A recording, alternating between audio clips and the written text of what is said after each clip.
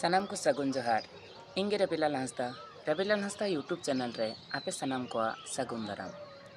आसाई अñ आपे सानाम होड़ नापाय गे मेना पेया आर जायजुग नापाय बन तहन में तबे हैं जाव लिकागे नितो हम मिटन वीडियो इदी कते हेज कान तबोना आर नितो नोवा वीडियो रे दो अबु संताल समाज रेन होड़ हपन मेंदो जुआन कोड़ा कुड़ी को कटी गिद्र को चेक लेकाते नापाय डहार तबुन चला ओना को इदी कते गिबुन गालमारावा तबे एनखान मिटन अडी लक्तियान कथान दिस केदा आंजम कदन घाने घाने हेवायते होहा होड़ होय अकिलो घाने घाने हेवायते होहा होड़ होय अकिलो बाराही घसाव घसावते धीरी खा छोनेलो बाराही घसाव घसावते धीरी खा छोनेलो मेंदो नोंका कना नोआ समाज रे चाहे जहाँ जहाँ क्षेत्र रे मेना बुना चाहे कोई पढ़ा कना ओकोय दो कटी खन गे रोजगार क्षेत्र रे को चला कना ओकोय दो आरहों एटा एटा अनमागान क्षेत्र में अनमागान स्थान में जहाँ से को चला कना तबे एनकान उना को मुद्रे सनाम जगह रे सनाम क्षेत्र रे जुदी अबु मने लगाव कते बाबुन परिश्रम एनखान फल दो बांग नेमो जहाँ लेका मिटन उदाहरण इन हड़ाम बाय लैन कान तहना जे मेनते मिटन बैहड़ रेगे बारिया चासी होड़ किन तहना मिटन बैहड़ रे बारिया चासी होड़ किन तहना बाना होड़ा खेत एकदम सुमान सुमान तहना दाग हो सिरमा खट गिरो आर जखन हुड़ू किन गेद कते किन अगुया खरे रिकिन दोहया दाल कते किन जांगा मेंदो हुड़ू किन दाला झाड़ाव किन इना तायनम मिटन दो अडी धीरे किसणोआ हर मिटन थे दो अडी कम तहना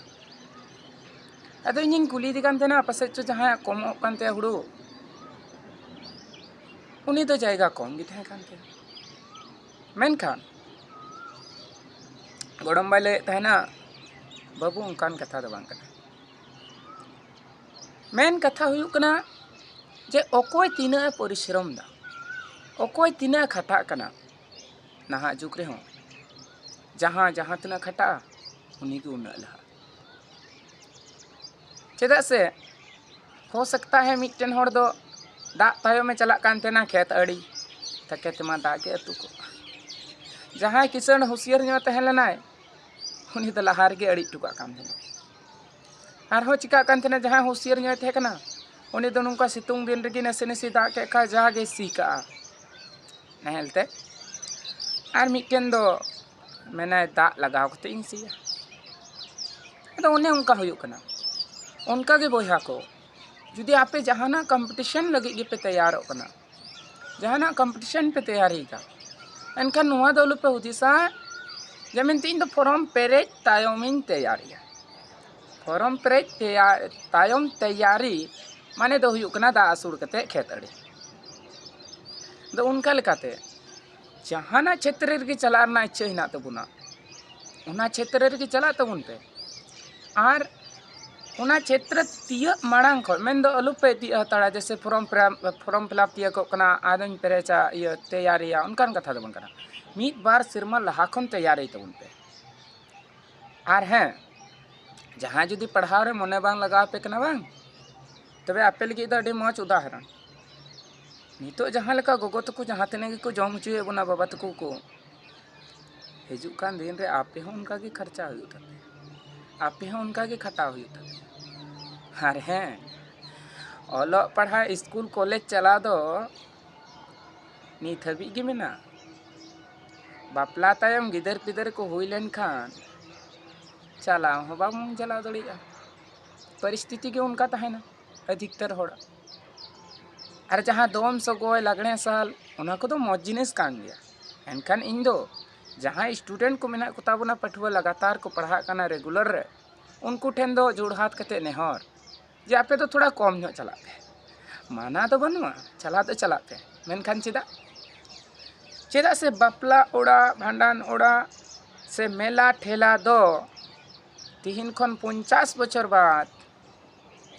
हमरेन तीरे जुरी तीरे साब कते हम चला दड़िया एनखान स्कूल कॉलेज दो बांग को बोलो चोबन अदो उनका लेकाते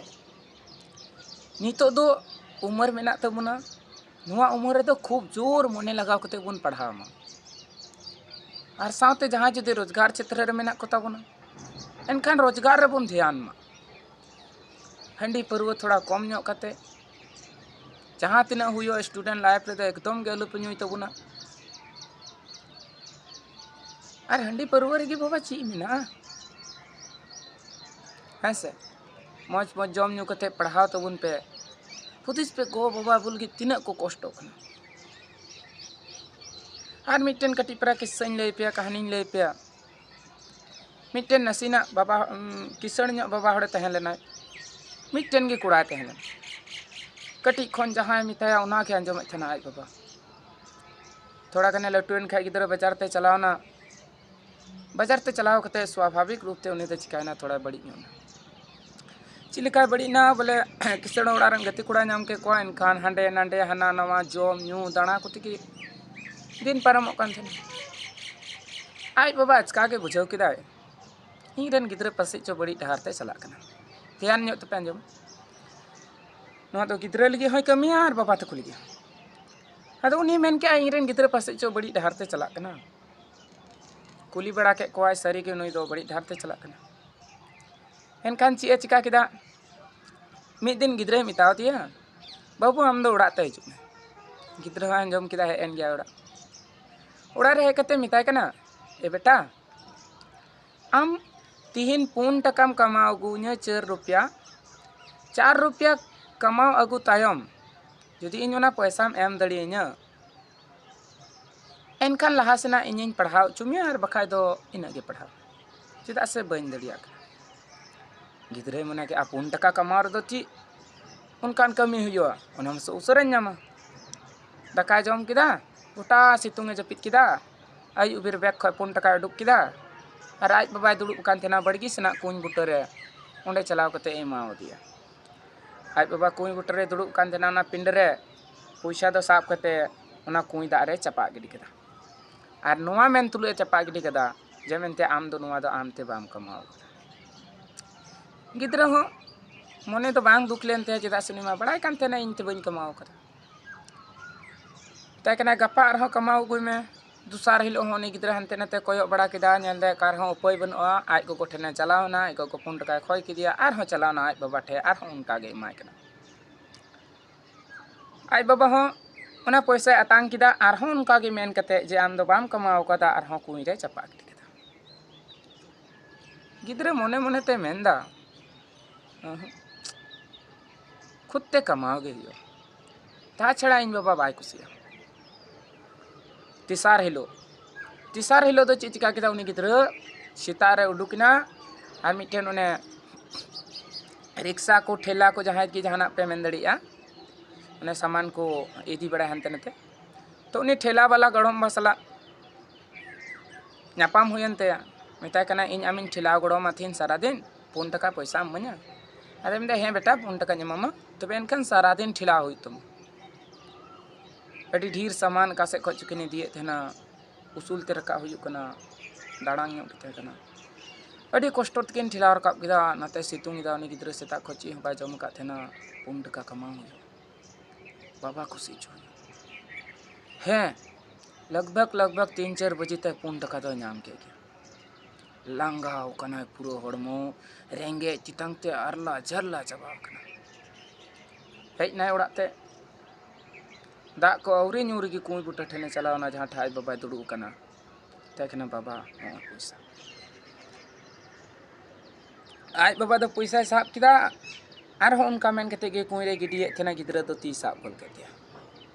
तकना बाबा नितो दो इन कमाओ अगु कदा इन खुद इन कमाओ कदा नुआ पैसा दो अलुम गिडी कतिया नोंका मेन कते कुई रे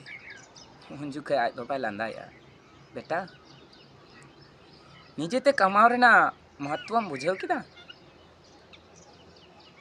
इन हो बेटा उनका गे जखन आम अनाप सनाप हांडे नाडेम खर्चा गिडी का पैसा उन अक्तो इन हो आम लेकान छाटपटा आम मौज कमी रे खर्चाय में इन आम लगे जीव है जीवी आलायते बन तायमोआ एनखान जुदी बड़ी डहार तेम खर्चाया बड़ी डहार ते आमेम चला इनखान आमा की तो लाइफ एम बर्बाद है तबे बयहा को मा एनखान नोआ कहानी खन दो निया के बुन चित केदा जे जहां बुन पढ़ा कान पठुआ को आपे हो बड़ी तो आलू पे खर्चाया और बाबा तको कुठेन नेहर और बाबा तको ठेन नोआ के नेहर जे मेनते गिद्रा थोड़ा बुन ध्यान को चेदा से अबुआ कटिक परा ध्यान ते उनी गिद्रा लाइफ बिना कना उना तायनम उनी गिद्रा अडी मरांग होड़े हुईना तबे मा नोय नो नोका तिहिना वीडियो दो और आसोय नोआ वीडियो हो पे कुसिया और पे कुसिया खान लातारे कमेंट तबुन पे एनखान मोटिवेशनल वीडियो होइन बनावा और साथे मुचाद रे निया गिन मेना अबुआ ओत हासा भाषा लिपि सानाम बुन बांचा मुचाद रे आरहा मिद दाव सानथाली भाषा और अबुआ ऑलचिकी लिपि जितकर एनखान मा सानाम को सगुन जोहार।